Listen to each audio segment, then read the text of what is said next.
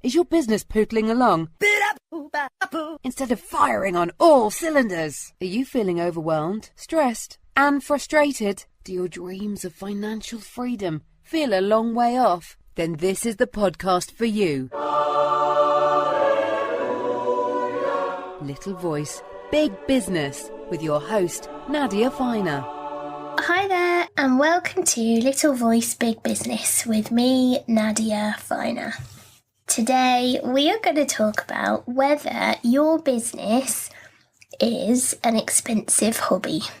Now, I was inspired to talk about this because I was thinking back to my days as a kid when I was really into horse riding.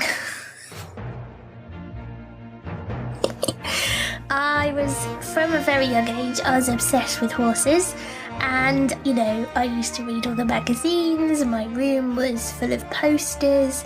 And then when I was about 14, this had been going on for a few years, and I was really lucky because my parents bought me a horse. We didn't have loads of money, and he wasn't exactly a glamorous thoroughbred. He was hairy and called Storm, and he had legs like tree trunks, but he was amazing at jumping. And Storm and I used to go to lots of competitions. I mean, we weren't exactly Olympic standard, but we went to all these local shows and did show jumping. We did cross country and a bit of dressage, although that was not always the most successful. Cross country was our best thing, and that involves hurtling at great speed through fields and over fixed objects, and may have something to do with the fact that I now have a really dodgy back. And there's no way I would do it now because it's really dangerous.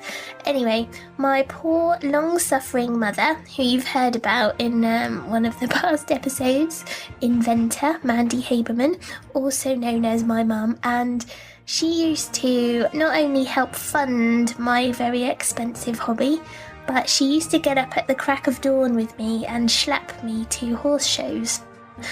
And I'd like to think that I was grateful and a pleasure to be around. However, I'm fairly sure I wasn't. I used to get really nervous before shows and take most of my nerves out on my mum. I was all like grouchy and snappy, and bearing in mind we'd often got up at like 5 a.m. I'm not quite sure why she did it. However, I do really appreciate the fact that she did, and if you're listening, Mum, which I know you're probably not, but if you are, I do really appreciate all that you did for me, so thanks. Anyway, that was my expensive hobby, and Storm was lovely, and if anyone wants to see pictures at any point, I shall dig some out. He was so cute. I've got lots of good stories about Storm. I shouldn't really digress. We were talking about business, so I reckon that there are some signs to look out for that your business has in fact become an expensive hobby. First and foremost, the most obvious sign is that once you've paid your bills, the costs of running your business, and it gets to the end of the month, there isn't any money left.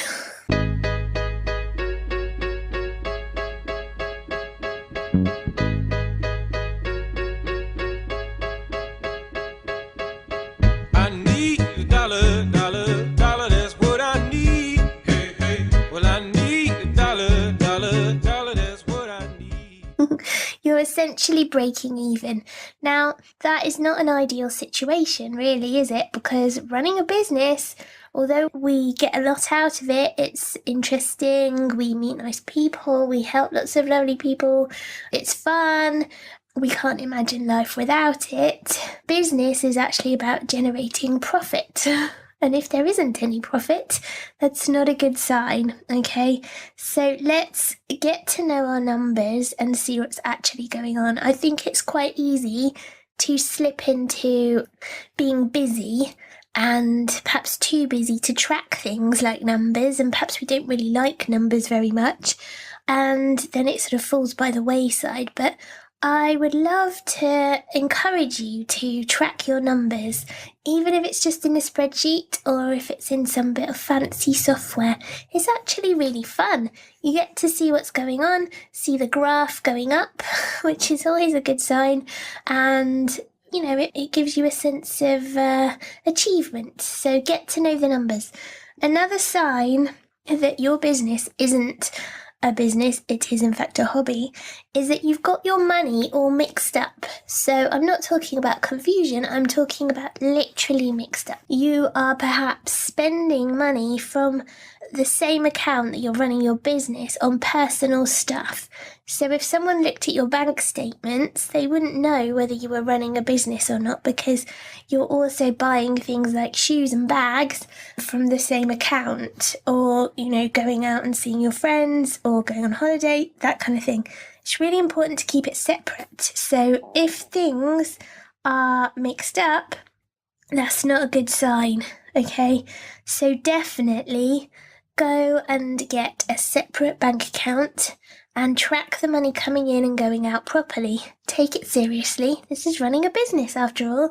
It's not just another kind of expense or another sort of source of cash coming in alongside things like birthday money or gifts, It's different. This is business, people.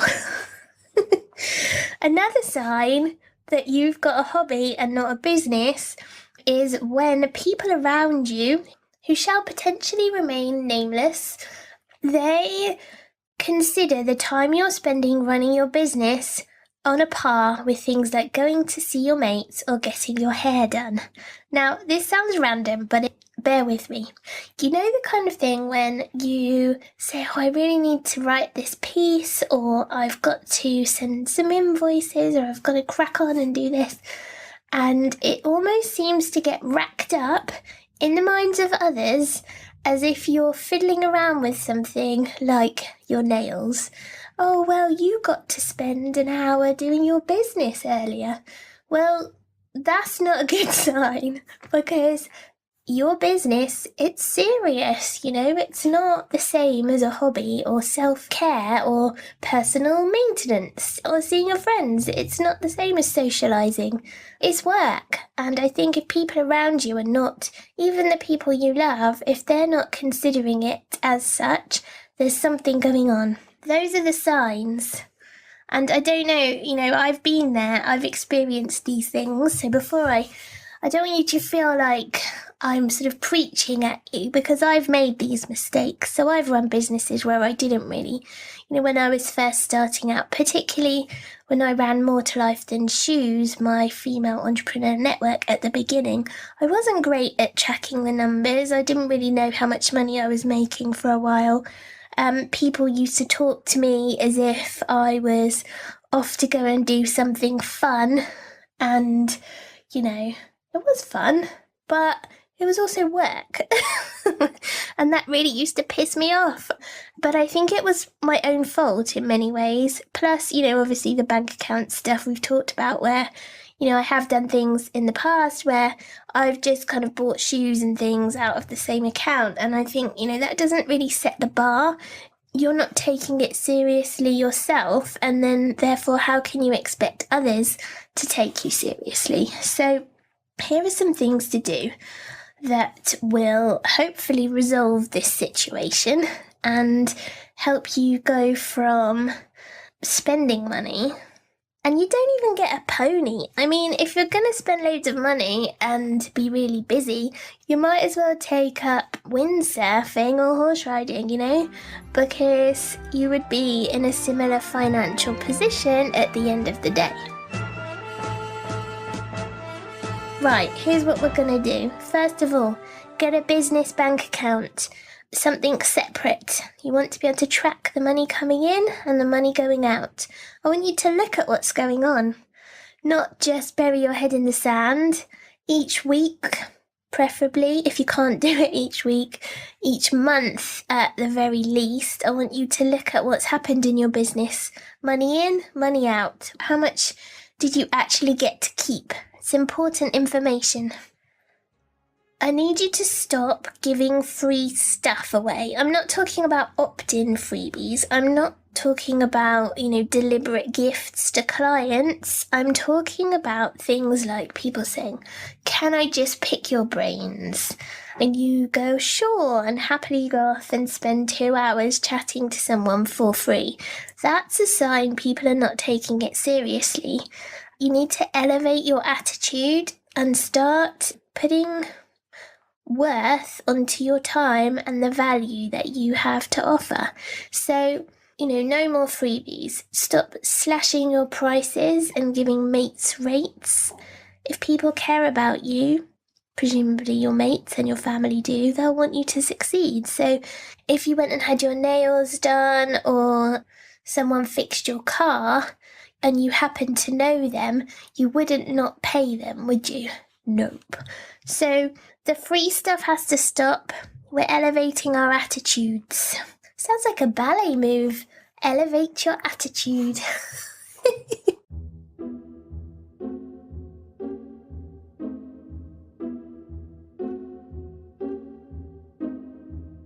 Not that I know very much about ballet. There we go. Right, we're going to do less and we're going to do it better. I would much rather you did one thing brilliantly in your business and became famous for that thing rather than just sort of jumbling around, doing loads of stuff and not being particularly famous for any of it. So what's the one thing you could do in your business? For example, if you're a nutritionist, could you focus on helping children sort their nutrition out before they go to high school? I made that up. It's probably not a very good example, but what's the one thing you could do? Could you create meal plans for lunch boxes and just do that one thing brilliantly? Okay, now this one's a biggie. I want us to think about money-making activities. If you sat down right now, you might even already be sitting down. You might be in the bath or walking your dog. Or on the loo, as some people are. In your business, what activities could you do right now that would make you money? I'm not talking long-term trust-building stuff. I'm talking things like arranging sales conversations or going to a trade show where there are potential customers. What could you do right now? What can you organise that will actually bring in some money? I mean, sales conversations, I know I harp on about them, but they're huge. And we tend to resist doing them. And instead we busy ourselves with things which, make us money in 6 months' time, which is fine, but we need to balance that out with stuff that's going to make money now. So I want you to think about the money-making stuff you could do today, tomorrow, or the day after, which will actually bring in some money. And perhaps stop doing some of the other things that have kept you really busy, but not made you any money. Now, I need to know a bit more about your business to know precisely what those things are, but you get what I mean, right? I think if we look honestly at our to-do list, most of it doesn't directly lead to cash. It leads to us being tired and not making any money. Okay, so that's got to stop. I talk a lot about pricing as well, so I want you to look at your pricing. Maybe show it to a friend or me even. Come into the Facebook group and ask my opinion. Sometimes we tend to go really low and, once you've factored in costs for things like room hire or travel or materials, it doesn't actually leave us with a lot of money left. And I see this happening over and over again, where because we're perhaps not the most experienced person, or we doubt ourselves, or someone else, is all kind of showing off, it makes us, go in low because we feel that's what we're worth. And actually, that doesn't necessarily make any sense. I'm not saying stick 2 zeros on it and, be ridiculous about it. You've got to feel comfortable, but at the same time, if you're scraping by, there's probably a reason for that. I'm always harping on about this as well. I feel like I'm always telling you the same stuff, but it's so important. Planning is so important. Have you even got a goal? Do you set yourself a goal each week for how much money you want to make? It's all very well having a goal for, say, the number of likes or the number of followers. I mean, scrap that. That doesn't bring you money straight away, does it? How much money do you want to actually bring in? How many new clients? How many new members who are paying? What's the goal for this week? Write it down. Now, I think it's easy to sort of drift off and stop doing some of these things and go back to it being all fun and nice. And I'm going to make some pretty posts and put them on Instagram, and I'm going to hang out in some Facebook groups and people are going to chat to me. And that is nice, but we need to have a focus. And the focus is ultimately turning this from a hobby into a business. And the difference there is money. So let's focus on the cash. Write down now what you're thinking on the back of your hand, in your phone, wherever. What are you going to do differently next week? Sorting out your finances. Show me the money! Elevating your attitude.